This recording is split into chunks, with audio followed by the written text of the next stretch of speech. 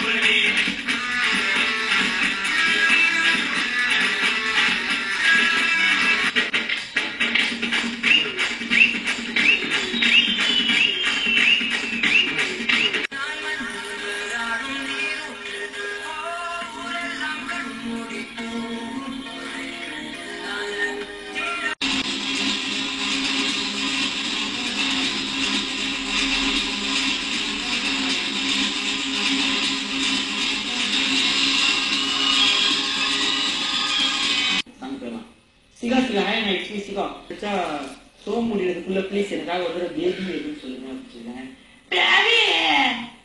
அடுத்ததான் பஃபரிங் சொல்லுன்னு சொல்லியிருக்காங்க. அடுத்தது வந்து அப்படின்னு சொல்லிருக்காங்க.